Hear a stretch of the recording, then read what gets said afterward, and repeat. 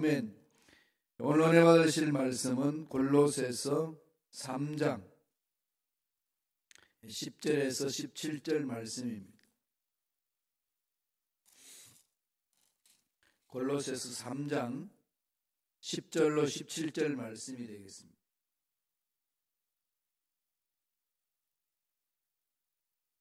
다 같이 우리 골로새서 3장 10절에서 17절까지 말씀 합독하시겠습니다. 새 사람을 입었으니 이는 자기를 창조하신 이의 형상을 따라 지식에까지 새롭게 하심을 입은 자니라.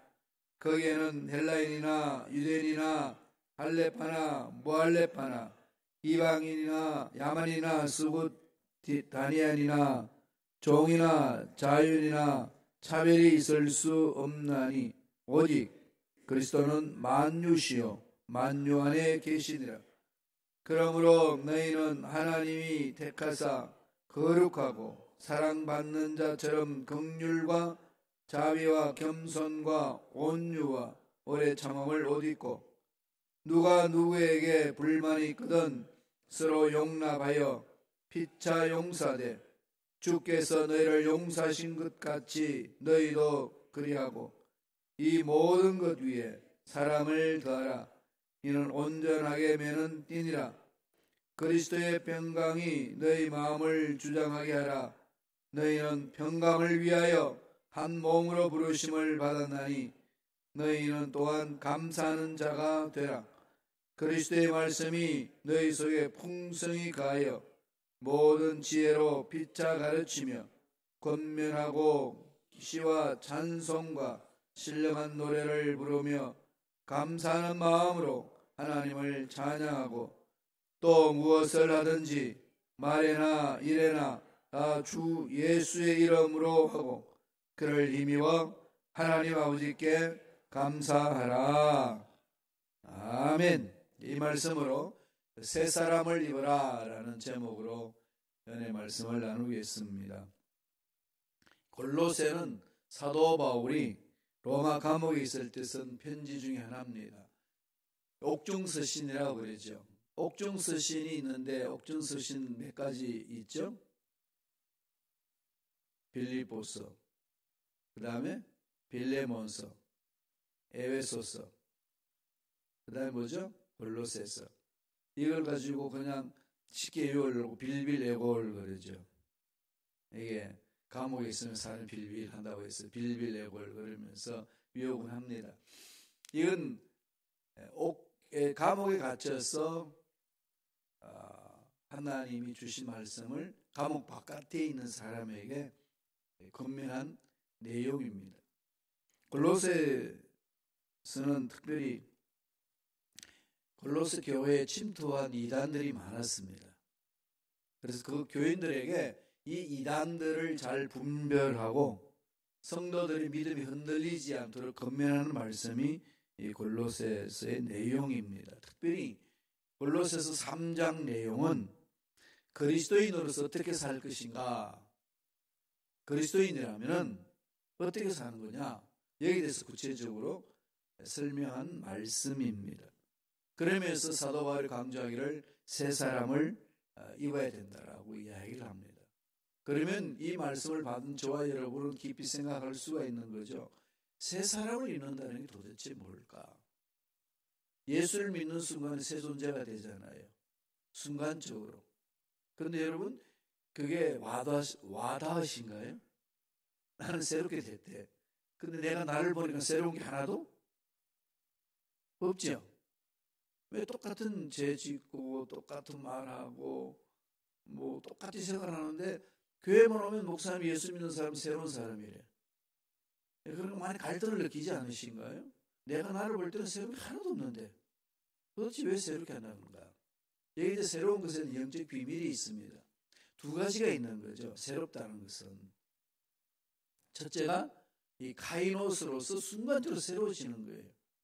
그게 어저께 살펴봤듯이 고린도후서 5장 17절 말씀, 누구든지 그리스도 안에 있으면 새로운 피조물이라 그러잖아요. 그럼 순간적으로 새로워지는 영적인 사건이에요. 이건 우리 인간의 육신으로 볼 수 있지 않습니다. 믿음으로 새로워지는 거예요. 우리의 행위 하나도 없어요. 예수님이 우리를 위하여 새로울 수 있도록 길을 열어주신 거죠. 십자가에 못 박혀 돌아가셨고 믿기만 하면은 새로워지는 겁니다. 하나님은 아시는 거죠. 영적인 세계의 새로워짐을 말합니다. 하나님 자녀가 되었다. 이건 노력이 아니기 때문에 뭐 점진적으로 되는 거 아니에요. 순간적인 믿는 순간이 되는 거예요. 그 순간 우리 죽으면 천국 가는 거죠. 그런 특권이 있습니다. 영적으로 보지 못하면 이게 새롭다는 게 보이지 않습니다. 또 하나의 새로운 게 있는 것은 우리 육안으로도 볼 수 있는 새로움이에요. 그것은 영적으로 새로워진 자들이 이제 내가 새로워졌으니까 날마다 새로워지는 거예요. 생각하는 거, 말하는 거, 행동하는 거, 삶을 사는 거, 삶의 스타일이 바뀌어지는 것. 점차적으로 바뀌어지죠. 예수 믿기 이전의 삶과 예수 믿고 난 이후에 세월이 흘러가면서 새로워진 것들이 많이 있죠. 물론 그렇지 못한 것들도 많이 있지만 새로워진 것들 많이 있지 않습니까? 눈에 보이지요. 예, 이런 새로움은 네오스라고 그럽니다. 네오스. 점진적으로 새로워진다. 새 사람을 입었다. 이 말은 늘 두 가지 의미가 있어요. 영적으로 순간적으로 새로워지는 것이 있고 그 다음에 우리 삶의 스타일로 새로워지는 것. 인격이 새로워지고 사람 만남 속에서의 자세가 새로워지고 이런 부분이 있습니다. 이 모든 것을 다 통틀어서 새 사람을 입어라 그렇게 말씀하고 있습니다. 특별히 오늘은 두 번째 단계 네오스적으로 점진적으로 새로워지는 것에 대해서 사도 바울이 설명합니다. 너희들이 영적으로 새로워졌느냐? 하나님의 자녀가 되었냐? 그러면 일상생활에서 어떻게 새로운 삶을 살아야 될 것인가에 대해서 말씀하고 있는 내용이에요. 세 가지로 요약할 수 있습니다. 첫째로 새 사람을 입는다는 게 뭘 말할까요? 생각을 새롭게 하는 걸 말합니다. 생각이 새로워지는 거죠. 예수 만나고 나면은요 안 된다는 생각이 된다는 생각으로 자꾸 바뀝니다. 하나님의 은혜가 임하면은 세상과 환경은 안 되는데 절망인데 나도 모르게 된다는 생각으로 자꾸 뒤집는 거죠. 바뀌어지는 겁니다. 그래서 새 사람을 입으라는 것은 제일 먼저 중요한 것은 생각이 새로워지는 걸 말하고 있습니다. 3장 10절 한번 볼까요? 골로새서 3장 10절 말씀 천천히 다 같이 한 목소리 읽겠습니다. 새 사람을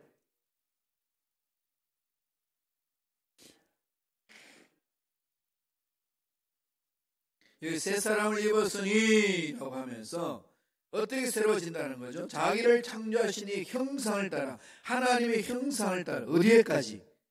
지식에까지 새롭게 하심을 입은 자들아. 이 지식에까지 새롭다는 게 뭘까요? 지식에까지. 이제 우리가 알고 있는 지식들이 새로워진다는 거죠. 어떻게 새로워지죠? 관점이 새로워지는 걸 말합니다. 관점이 새로워져요. 예수를 만나서 영적으로 새로워지잖아요. 하나님 자녀가 되었잖아요. 그 다음부터 가장 먼저 변하는 게 뭘까요? 생각이 새로워지는 거죠. 가치관이 새로워지는 겁니다. 세상 가치관에 끌려다니지 아니하고 하나님 가치관으로 나아가게 된다는 겁니다. 옷을 바꾸어 입잖아요. 새 옷을 입으면은 모습도 어떻게 되죠? 새로워지는 것을 말하는 거죠. 그러면서 우리의 생각하는 우리 이성의 작용으로 일어나는 모든 것들의 이 지식들 새로워지는 겁니다. 그리고 하나님의 말씀에 대해서 바라보는 관점이 달라지고 하나님의 말씀을 보여잡고 내 인생의 문제를 바라보는 관점도 달라지는 겁니다. 그러면서 점차적으로 바뀌어지는 거죠. 주님이 말씀하셨습니다. 오리를 가자면 심리를 가고 소옷을 달면 겉옷까지 주고 겉옷을 달면 속옷까지도 주고 오른밤을 때리면 왼밤도 내밀고 이게 하루아침에는 내 삶 속에 일어나지 않지만 서서히 그렇게 되어가는 거죠. 이 부분에 있어서 가장 기본적인 것들 영적으로 변화되고 나서 가장 기본적으로 변화되는 삶은 생각이 새로워지는 것. 정체성이 분명한 거죠. 나는 누구다.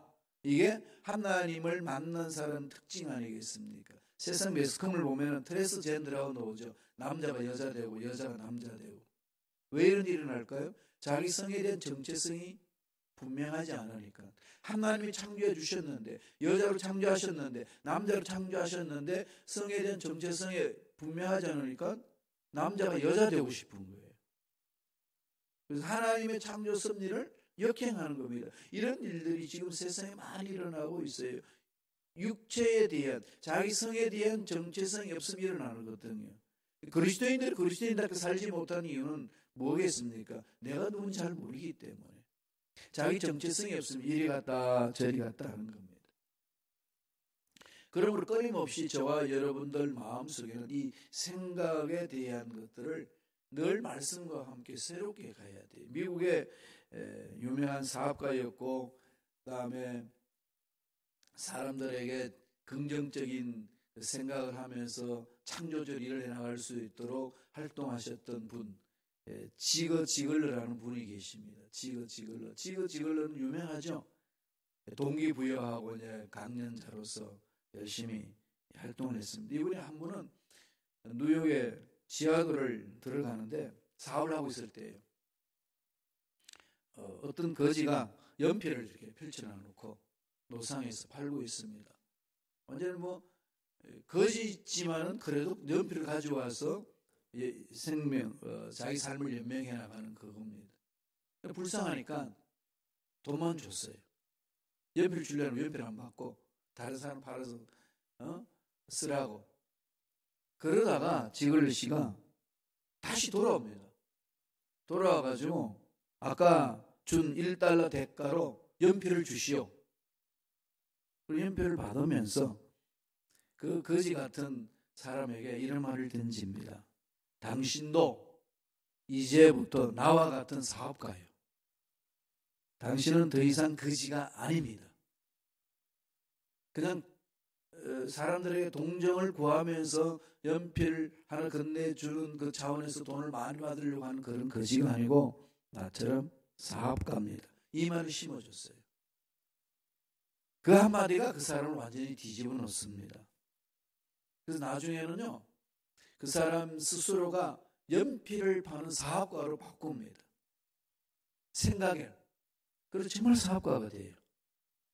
그리고 큰 사업을 하고 나서 지글러 씨를 다시 만납니다. 만나서 이런 말을 해요. 당신의 말 한마디가 나를 변화시켰습니다. 사람들은 돈만 주고 갔기 때문에 나는 늘 거지라는 자화상을 가지고 있었지만 당신이 나와 똑같은 사업가라. 당신은 지금부터 나와 똑같은 사업가입니다. 이 말 한마디가 변화시켰다는 거예요. 연필 한 자루 주면서 사람들에게 동령을 받는 그런 차원의 나의 신세가 아니라 사업가다. 사업을 하자. 이러면서 출발해서 큰 사업을 이뤘다는 거죠. 생각의 변화 아니겠습니까? 자기 정체성에 이게 변화가요, 분명한 확립이 이렇게 삶을 변화시킵니다. 사도 바울이 로마 교인들에게 편지를 합니다. 로마서 8장 5절 6절이에요. 다 같이 한 목소리로 천천히 읽어볼까요? 육신을 따르는 자는 육신의 일을, 영을 따르는 자는 영의 일을 생각하나니 육신의 생각은 사망이요 영의 생각은 생명과 평안이라. 확 달라지는 거죠. 한 자리에 앉아서 생각하는 건 똑같이 생각할 수 있겠지만 어느 방향으로 생각하느냐, 그 삶이 완전히 달라지는 겁니다. 육신의 일을 생각하는 자는 사망이지만 영의 일을 생각하는 자는 생명과 평안이라는 겁니다. 그리스도인으로서 분명한 자아상, 너무 정말로 중요합니다. 난 하나님의 자녀가 되었다. 새 사람이 되었다. 그러므로 내가 앞으로 살아가는 삶에 있어서는 늘 하나님과 함께함으로 내 삶에는 하나님이 주관하는 삶이다. 하나님이 이끄시는 삶이다. 예수님이 십자가에 돌아가시고 부활 성천하심으로 승리를 이뤘듯이 나도 그런 승리를 누리는 삶이다. 늘 이런 생각으로 나아가야 된다는 거지. 이 생각, 이걸 연초부터 여러분 생각 바꾸기부터 해야 돼. 몸 아프다고 아프다고 그러지 마시고, 하나님이 예수님을 십자가에 못 박혀 돌아가시게 함으로 채찍에 맞음으로 나음을 다했사오니 주여 주님의 채찍에 맞음으로 내 육체의 연약함은 강하게 된 줄로 믿습니다.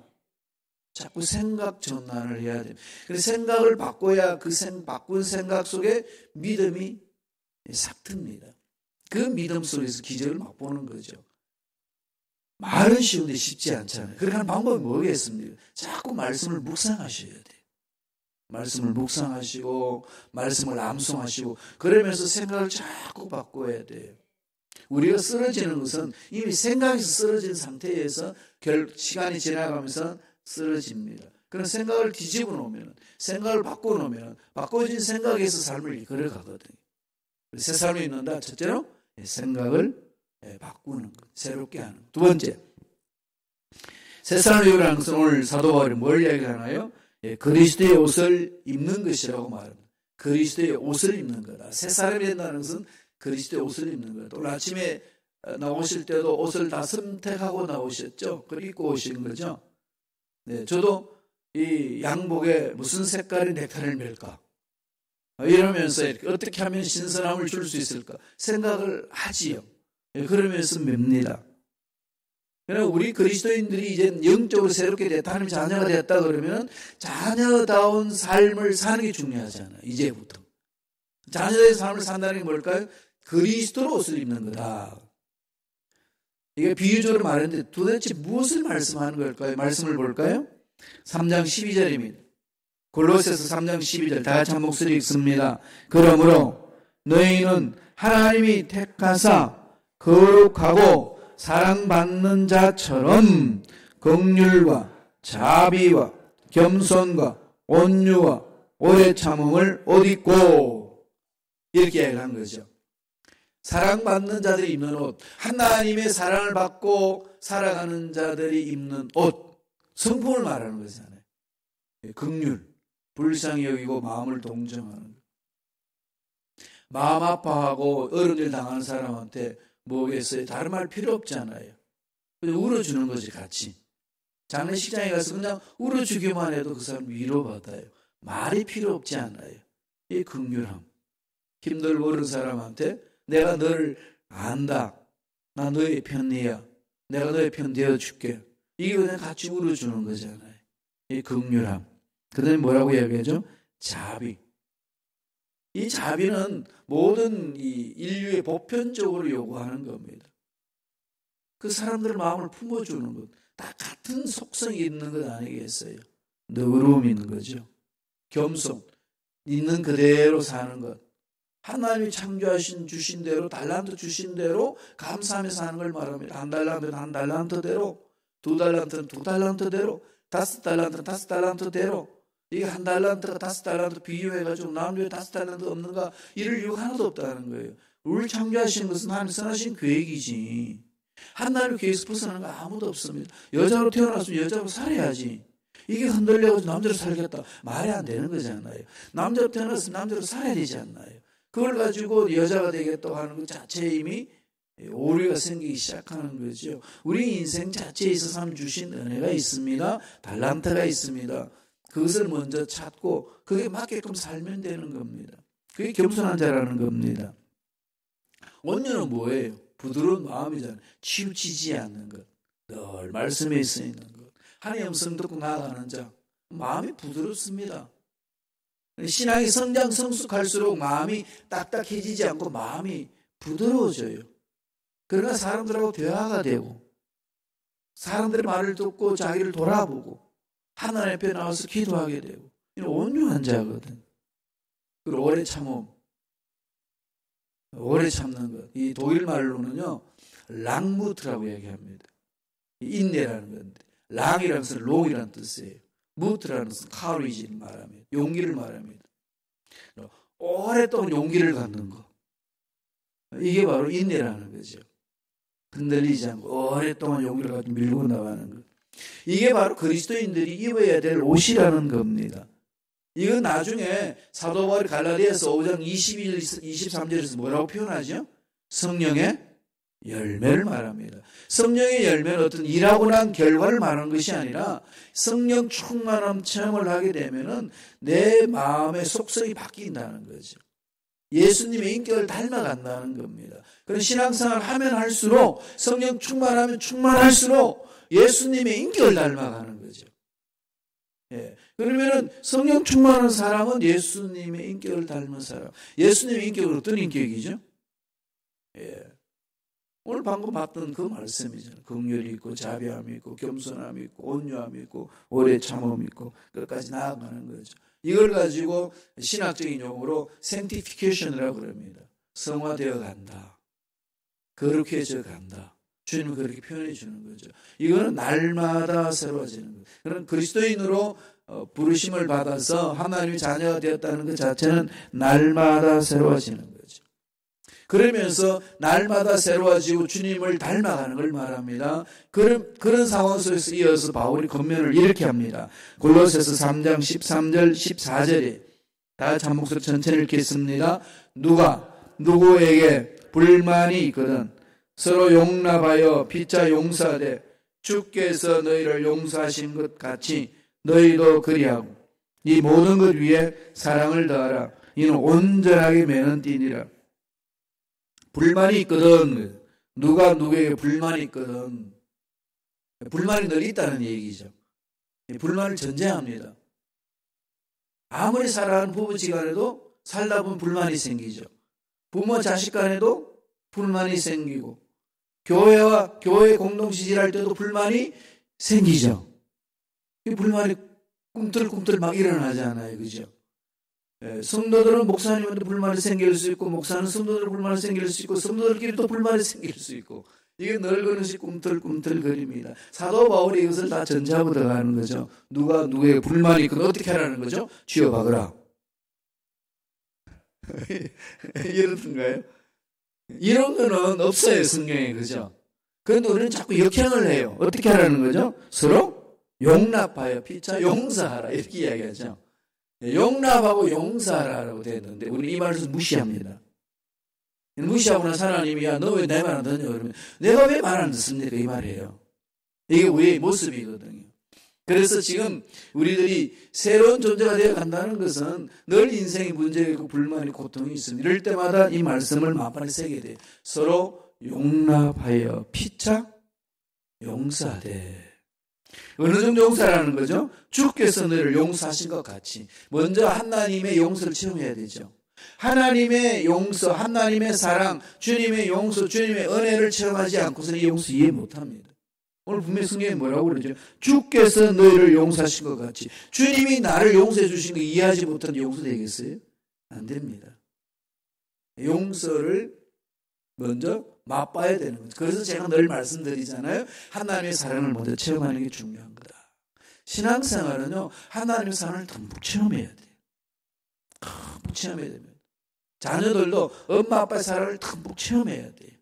그래야 걔네들이 세상 나가서 그 사랑을 실천하면서 열매를 맺을 수 있습니다. 늘 자녀들의 문제는 어디서 일어나죠? 엄마 아빠 속에서 일어납니다. 우리는 자꾸 사회 문제라고 그러는데요. 이 사회는 처음부터 망가졌습니다. 아담과 하와 타락했기 때문에 이 사회에 전쟁이 없는 사회가 없고요. 서로 죽여 멸망시키는 일이 없는 일이 없었습니다. 지금까지도 그랬어요. 가인을 죽여버렸지 않습니까? 가인 아벨을 죽였지 않습니까? 가인의 사람을 죽였던 그 일들이 지금도 동일하게 일어납니다. 우리들도 칼을 들고 사람을 안 죽이지만 마음으로 죽일 때 얼마나 많습니까? 끊임없이 비일비재하게 안팎으로 일어나는 문제거든요. 그건 세상이에요. 이 세상의 영향을 안 받을 수는 없지만 이 세상에 대해서 이길 수 있는 힘은 내가 강한 힘을 가지고 있으면 돼요. 그 힘이 뭘까요? 하나님의 사랑 체험이고 또 가정에서는 엄마 아빠 사랑 체험이에요. 이 교회 공동체 내에서 하나님의 뜨거운 사랑으로 형제 자매 간의 사랑 체험이 있으면은 끈끈해지는 거죠. 이게 잘 안 되니까 힘들잖아요. 악한 영들이 그걸 장난을 칩니다. 그렇게 사랑 안에 끈끈한 끈을 맺지 못하도록 이걸 극복해 나가는 거죠. 힘듭니다. 왜? 연약하기 때문에.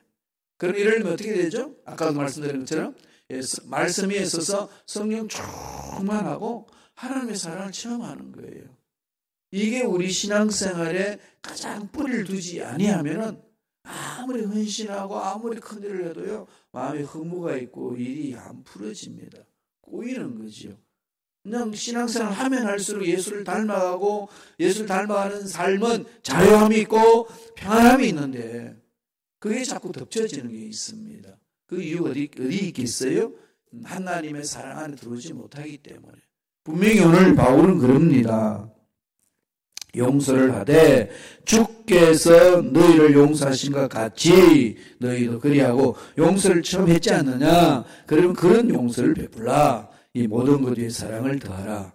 온전하게 매는디다. 그렇게 말합니다. 마지막 세 번째로 또 무엇을 새롭게 입으라는 얘기죠? 새롭게 입는다. 오늘 사도 바울이 이 본문의 말씀에서요 많은 내용을 이야기하고 있습니다. 그 내용 다 말할 수는 없어요. 그래서 하나만 딱 추린다면 새롭게 입어라. 말을 은혜롭게 하라는 거예요. 말을. 첫 번째는 생각을 새롭게 하는 거고, 두 번째는 그리스도 옷을 입는 거, 그리스도 성품을 닮아가는 거. 그리고 구체적으로 우리가 하나님 앞에 신앙생활하고 나와 너와의 만남 속에서 표현되어지는 건 말. 너무 중요하지 않나요? 이 말은 내가 내 스스로 한 말도 내 세포가 다 알아듣습니다. 말씀을 볼까요? 골로새서 3장 17절입니다. 다 같이 읽겠습니다. 또 무엇을 하든지 말에나 일에나 다 주 예수의 이름으로 하고 그를 힘입어 하나님 아버지께 감사하라. 무엇을 하든지 그러죠. 무엇을 하든지 말이나 일에나. 그 중에서 가장 중요한 우리 신앙생활과 또 인간관계 속에서 중요한 부분이 뭐겠어요? 말이에요. 말. 그래서 성경은 이 말을 많이 강조합니다. 왜 말을 많이 강조할까요? 하나님은 우주 만물을 말씀으로 창조하셨어요. 그래서 하나님의 형상을 입은 저와 여러분에게도 그 말의 능력이 있습니다. 말이 나를 살리기도 하고 나를 죽이기도 합니다. 이 말은 아무리 강조해도 지나침이 없다는 얘기죠. 그런 그리스도인들에게 뭐겠습니까? 예수님을 구세주로 믿어서 내 삶이 새로워지는 삶을 사는 자. 그래서 나는 예수로 인해 새로워졌다라고 말을 하면서 살아가는 자. 그거 아니겠어요? 오순절 마가다락방에 성령의 기름 부음이 임할 때에 제일 먼저 나타난 현상이 뭐였습니까? 말을 바꿔주는 거였어요. 말을 바꾸라 이거죠. 성령 충만히 청하면요 제일 먼저 바뀌는 것이 내면은 생각이지만 바깥으로 나오는 것은 말이에요. 그래서 그 사람 말만 들어봐도 성령 충만한지 아닌지를 정확히 알 수 있습니다. 성령에 사로잡힌 혀는 성령의 언어를 합니다. 성령의 언어는 어떤 언어일까요? 하나님을 높이며 하나님의 사랑을 말하며 창조적이고 생산적인 말을 합니다. 세상에 다 문제 있다고 그랬잖아요. 이 문제 앞에서 어떻게 해나가야 될까요? 우리는 말로 선포하면서 그 문제들을 제어하는 거죠. 그런 능력이 저와 여러분의 말 속에 있습니다. 특별히 예수 믿는 사람들의 이 말은 중요합니다. 잠언서에도 권면하고 있어요. 잠언서 18장 21절 읽겠습니다. 다 같이 읽어볼까요? 죽고 사는 것이 혀의 근세에 달렸나니 혀를 쓰기 좋아하는 자는 그 열매를 먹으리라. 혀 정말 중요하잖아요. 야고보서는 엄청나게 강조 많이 했습니다. 말에 대해서 잠언서에서도 말씀을 많이 하고요. 성공한 크리스찬들의 삶을 자세를 한번 살펴보세요. 성공한 크리스찬 사람들은요 말하는 게 다릅니다. 절대로 부정적 말하지 않아요. 안 된다 말하지 않습니다. 안 되는 상황 속에서도 되는 것을 찾아가면서 되는 말을 합니다. 그게 특징이 있어요. 그리스도인들 삶에 있어서. 정말 신앙생활 올바른 사람들을 보면 말이 바릅니다. 어떤 환경이 와도 그 환경에 휩쓸리지 아니하는 그런 말을 해요. 이게 성공의 비결이라는 거죠. 승리의 비결이라는 겁니다. 오늘 사도 바울은 2020년 특별 새벽기도를 가는 저와 여러분에게 하나님이 사도 바울을 통해서 이런 말씀을 던져줍니다. 새 사람을 입어라. 생각을 새롭게 하고 그리스도 성품을 닮아가고 말을 은혜롭게 새롭게 잘하라. 그리하면 하나님이 예비하신 복을 받아 누리리라. 그렇게 권면합니다. 이런 은혜가 저와 여러분 삶에 넘쳐나게 간절히 축원합니다. 기도하겠습니다. 하나님 아버지 감사와 찬양을 드립니다. 올 한 해 날마다 예수로 인하여서 새로운 삶을 살아가기를 원합니다. 하나님의 자녀가 됐다는 사실을 한순간 잃어버리지 않게 하여 주시고, 하나님의 자녀로서 하나님의 일을 멋지게 감당하는 일꾼이 될 수 있도록 성령님 강하게 역사하여 주옵소서. 생각이 새로워지고, 삶이 새로워지고, 우리 인격이 새로워지고, 우리 말이 새로워짐으로 하나님의 위대하심을 체험하고 드러내고 위대한 일들을 감당하는 일꾼들이 되기를 원합니다. 성령이여 역사하여 주옵소서.